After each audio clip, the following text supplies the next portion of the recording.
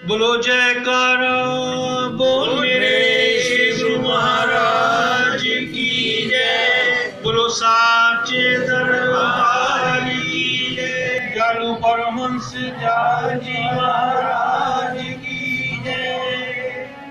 एक रोज इरशाद हुआ कि किसी शख्स ने एक महात्मा के पास जाकर मुरीद होने की ख्वाहिश जाहिर की। महात्मा ने फरमाया कि भाई, पीरी मुरीदी बहुत मुश्किल काम है, इस इरादे से बाज आओ और कुछ बातचीत करो। जब वह शख्स बजिद हुआ तो महात्मा उसको साथ लेकर रवाना हो लिए और रात को एक दरख्त के नीचे जाकर कयाम किया।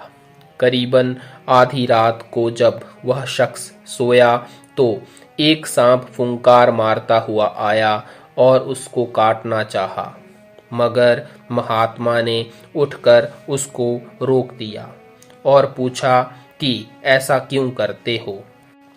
उसने जवाब दिया कि मुझको इससे खून का बदला लेना है, वह दिलवा दो, इसका खून पिए बगैर इसको नहीं छोड़ूंगा।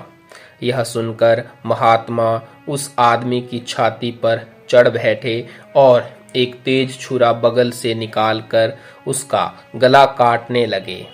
तो वह आदमी भी जाग उठा, मगर उनको छुरा लिए गला काटते देखकर न तो उनको मना किया और न कुछ कशमकश की। महात्मा जी ने इत्मीनान से उसके गले का गोश्त काटकर 10-5 बूंदें खून की सांप को पिला दी और बाद में मरहम पट्टी कर दी। उस शख्स ने फिर भी दम न मारा। तब तो महात्मा ने उस शख्स से पूछा कि भाई, तुमने मुझको गला काटते देखकर मना क्यों नहीं किया और रोका क्यों नहीं। उसने जवाब दिया कि मैं आपको अपना गुरु मान चुका हूँ और गुरु चेले के साथ जो कुछ करते हैं वह उसके हक में दुरुस्त और उसकी आइंदा बेहतरी व बहबूदी यानी कल्याण के वास्ते होता है। इसलिए मैंने समझ लिया कि मेरा गला काटने में ही शायद कुछ मसलहत यानी भलाई और बेहतरी होगी, इसलिए चुपचाप पड़ा रहा। यह बात सुनकर महात्मा बड़े खुश हुए और फरमाया कि वाकई तुम चेला बनने के लायक हो, और उसको अपना शिष्य बनाया।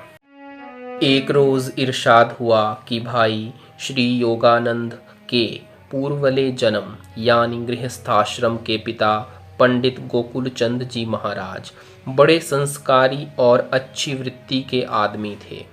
उनका स्वभाव ऐसा शांत था कि बुरी भली कैसी भी कोई उनसे कह जाए वह हंस कर ही चुप हो जाते।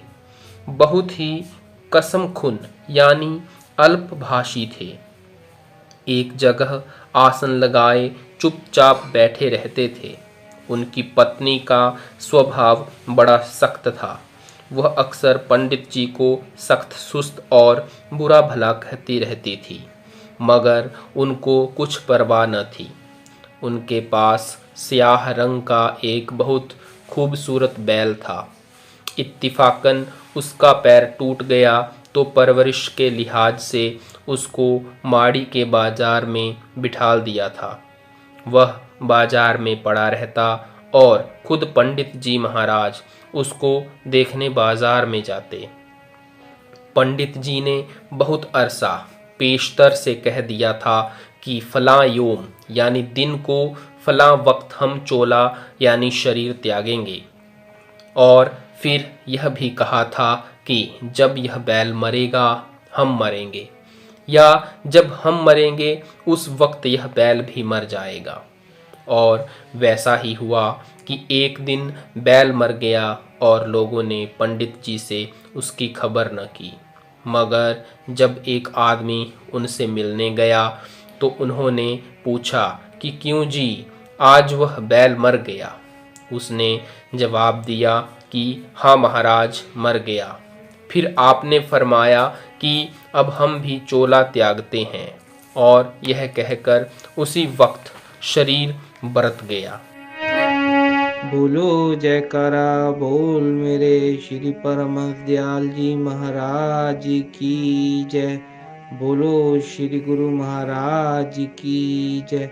बोलो सांचे दरबार की जय।